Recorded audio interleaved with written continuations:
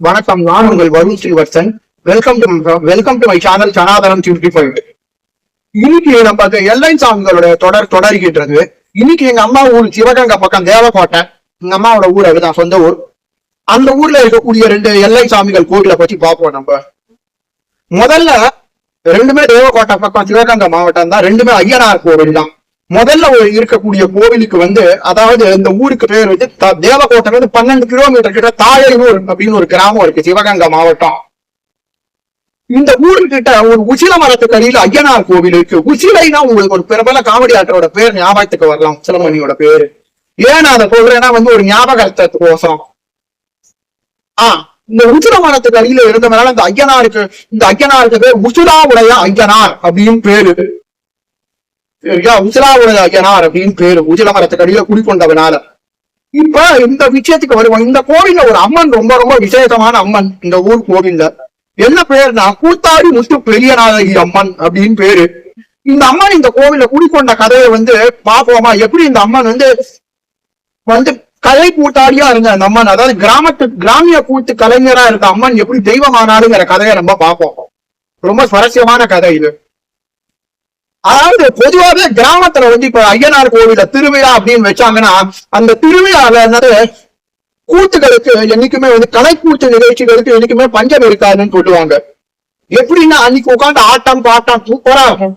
திருவிழா சந்தையோட நன்னாவே இருக்கும். என்னைக்குமே கலைக்கூத்து நிகழ்ச்சிகளுக்கு பஞ்சம் இல்லைன்னு சொல்லுவாங்க. அப்படிப்பட்ட ஒரு கலைக்கூத்து நிகழ்ச்சியில பங்கேற்ற ஒரு பெண் தெய்வம், பெண் ஒருத்தி எப்படி தெய்வமானால் அந்த கலைக்கூத்து, அதாவது அந்த கலைக்கூத்து நிகழ்ச்சியை சார்ந்த பெண் எவ்வாறு தெய்வமானால் அப்படிங்கிற கதையை நம்ம பாக்குறோம். இதுதான் இந்த தாழையூர் கூத்தாடி முத்து பெரியநாயகி அம்மனோட கதை.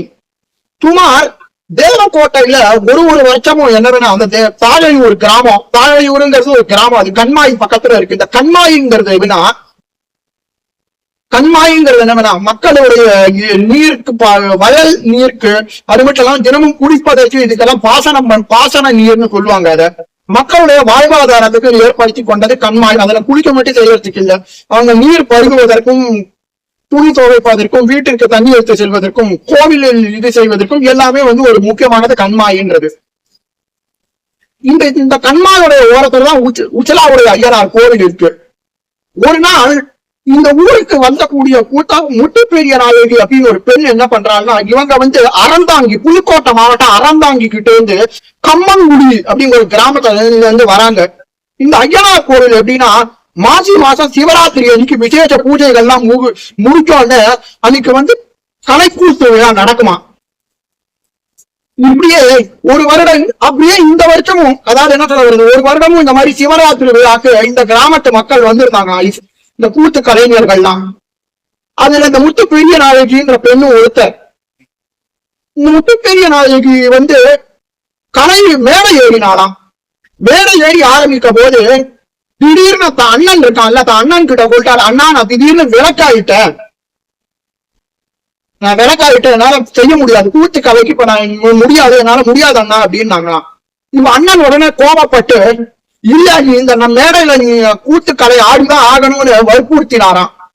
இவன் மாட்டேன் நடம் பிடிக்க இவன் அண்ணன் அவளை வற்புறுத்தி கூத்துக்கலை ஆட வைக்கிறது. இதனால அவமானப்பட்ட முத்து பெரிய நாயகி என்ன பண்ணாங்கன்னா, முத்து பெரிய நாயகின்ற பெண் என்ன பண்ணாங்கன்னா, பக்கத்துல இருக்கிற ஒரு எட்டி மரத்தடியில தூக்கு போட்டு துருக்கு கயிறு போட்டு தன்னோட உயிரை மாய்த்து கொண்டாள் முத்து பெரிய நாயகி அம்மன், முத்து பெரிய நாயகி. இதனால என்ன ஆச்சுன்னா ஒரு கலைக்கூத்து நிகழ்ச்சி பாதியில நின்றுச்சு. நின்றதோட மட்டும் இல்லாம தாயூரே சோகம் கவியது. ஒரு பெண் அஞ்ஞானமே மாண்டு விட்டாளே என்று அதுவும் தன்னுடைய விளக்கு காலத்துல. இதனால என்ன ஆச்சா, மறுநாள் காலையில ஊரை சுத்தப்படுத்தி மறுநாள் காலையில கோவில் நடை சாத்தப்பட்டு திருப்பி சுத்தி நடக்க பூஜைகள் எல்லாம் நடைபெறதான். ஊர்ல இந்த மாதிரி ஒரு அசம்பாவிதம் நடந்ததுனால அப்ப அந்த எந்த எட்டி மரத்துல துருக்கு கயிறு மாட்டி அந்த பெண் திட்டாலும் அதுல இருந்து அதிரீரி குரல் கேட்டுதான், நான் இனி தெய்வமாகி போயிட்டேன்ப்பா, இனி இந்த ஊரை நான் காப்பாத்துறேன், உங்க ஊர் ஜனங்களையும் இந்த ஊரையும் நான் காப்பாத்துறேன்ப்பா அப்படின்னாங்களாம்.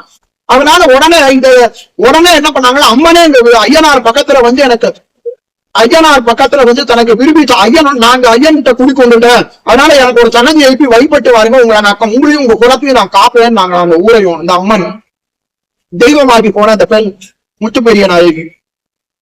உடனே என்ன பண்ணாங்களா அம்மனுக்கு பக்கத்திலேயே, ஐயனாருக்கு பக்கத்திலேயே அம்மனுக்கு ஒரு தனி சன்னதி எழுப்பினாங்களாம். அதுவும் அந்த சிலைய பாத்தீங்கன்னா சந்தன மரத்திலான அந்த சிலைய ஒண்ணு.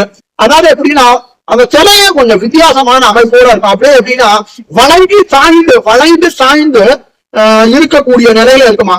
எப்படின்னா அந்த கலை எப்படி இந்த கலை கூத்தாடிகள் எல்லாம் தன்னுடைய உடம்பு வளைவுகளை வைத்து அழகாக செய்வார்களோ, கலை ஆடுவார்களோ, அதை போன்று இருப்பது ஒரு ஆச்சரியமானது. இந்த சிலைன்றது சந்தன மரத்தினால ஆனது, அரிதினும் அரிது. ஒரு நாள் இந்த அம்மனுக்கு தனி சன்னதி கட்டணும்னு சொல்லிட்டு கருங்கல் திருப்பணி ஆரம்பிச்சாங்களாம் ஊர்க்காரங்க. இதை விரும்பாத அம்மன் என்ன பண்ணாங்கன்னா ஊர்ல இருக்கக்கூடிய அப்படியே அந்த ஊரை மண்ணேடு ஆக்கிட்டாங்க. அப்படியே இதை தெரிந்து கொண்ட கிராம மக்கள் அம்மனுக்கே இதுல இஷ்டம் இல்ல போல இருக்கு, நம்ம எதுக்கு செய்யணும்னு சொல்லிட்டு விட்டுட்டாங்களா. அம்மனை ஐயனார் பக்கத்துல அம்மனை உட்கார்ந்து, ஐயா அம்மனுக்கு இன்னும் சன்னதி இருக்கான். கோவில் ஒரு கண்மாய் பக்கத்துல இருக்கு. இந்த கோவில் ஐயனார் பூரண புற்கலையோட இருக்காங்க. அவருக்கு பேர் உசிலாவுடைய ஐயனார் அப்படின்னு பேரு. அது மட்டும் இல்லாம இந்த கோவில்ல என்னென்னவனா, கோவில் வாசல்ல வன்னி மரத்தடியில நினைத்ததை அருளும் விநாயகர்னு ஒரு விநாயகர் இருக்கார். எல்லா கோவிலும் விநாயகர் வரப்பிரசாதி. அது மட்டும் இல்லாம இந்த கோவில மற்ற பரிவார தேவதைகள் சின்ன கருப்பர், பெரிய கருப்பர், சப்பானி கருப்பர், லாட சன்னாசி, உளிவீரன், வீரமாக்காளி போன்ற தேவதைகள்லாம் இருக்காங்க. கூட கூத்தாடி முத்து பெரிய நாயகி அம்மனும் இருக்காங்க. என்னதான் ஐயனார் கோவில் இந்த குறிப்பு ஏற்கனவே ஆதி காலத்துல இருந்து ஐயனார் கோவிலா இருந்தாலும், ஐயனாரை விட இந்த கூத்தாடி முத்து பெரிய நாயகி அம்மன் கோவில் தான் இது பிற்காலத்துல மருவி விட்டது. அந்த ஐயனாரை விட இந்த கூத்தாடி முத்து பெரிய நாயகி அம்மன் மிகவும் பிரபலமாயிட்டாங்களாம். இந்த அம்மனுடைய சிலைக்கு பாத்தீங்கன்னா அபிஷேகம் கிடையாது, வெறும் ஜப்பாது புனுகுன்றத தான் சாத்துவாங்க இந்த அம்மனுக்கு. அதே போல என்னன்னா அம்மனுக்கு இந்த மாதிரி என்னன்னா சாப்பின பூமாலைகள்லாம் கொடுக்கவே மாட்டாங்க யாருக்கும் கோவில் பூசாரிகள். ஒண்ணும் இல்ல, திருமணத்துக்கு அதாவது என்னன்னா உடல்ல ஏதாவது உபாதை ஏதாவது இருந்துருச்சுன்னா அந்த ஊர்ல இருக்கக்கூடிய ஐயனாரை வேண்டிப்பாங்க மக்கள். யாருக்காவது உடம்பு சரியில்லை, குழந்தை பாக்கியம் வேணும் அப்படின்னா இந்த இடத்துல இந்த மாதிரி இருக்கக்கூடிய அந்த அம்மனை வேண்டிக்கிட்டாலே இந்த அம்மன் அருள் பாலிப்பாளாம். இந்த கோயில் தமக்கம் கண்வாய் அப்படின்னு ஒரு கண்மாய் பக்கத்துல இருக்கான். இந்த ஊர்ல கர்ப்பிணிகள் 5வது மாசம் ஆனவனே இந்த தமக்கம் கண்மாயோடைய நீரை குடிக்க கொடுப்பாங்களாம் அந்த பெண்ணுக்கு. ஏன் தெரியுமா?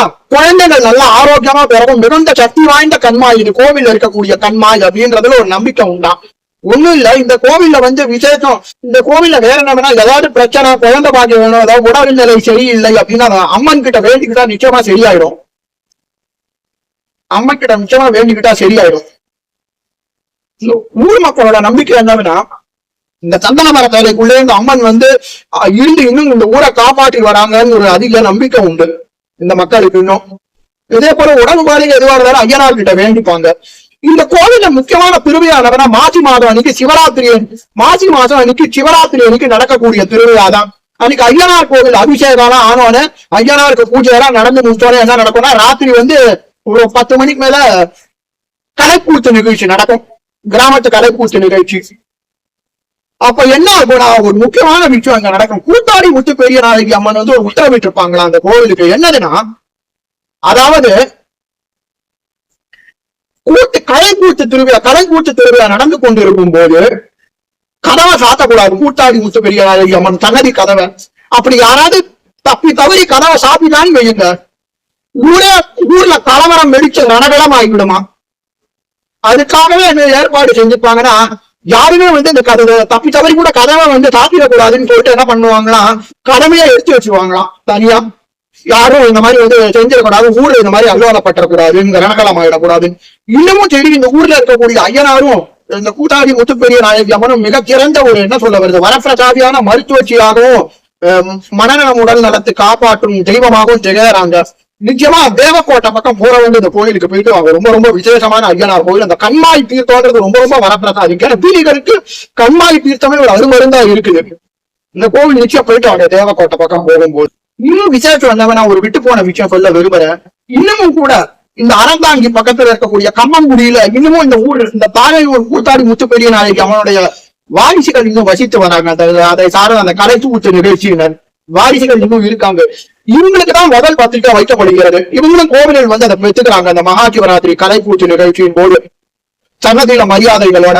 அதுக்கப்புறம் என்னதுன்னா சன்னதியில முக்கியமா இவங்களுக்கு கொடுக்கப்படுகிறது. அதுக்கப்புறம் தான் மற்ற கூத்து கலைஞர்கள் எல்லாம் வாங்கி கொண்டு இந்த சிறப்பு திருவிழா கலை கூத்து நிகழ்ச்சி நடக்கும்ன்றது உண்மை. இந்த கோவில இவங்களுக்கு தான் முதல் மரியாதைன்னு சொல்லுவாங்க இந்த கோவில். அதாவது என்ன சொல்ல வந்து, ஏன்னா இவங்க தான் இந்த வாரியத்தோட அம்மன் தான் தெய்வமாக்கி போன கதை உண்டு.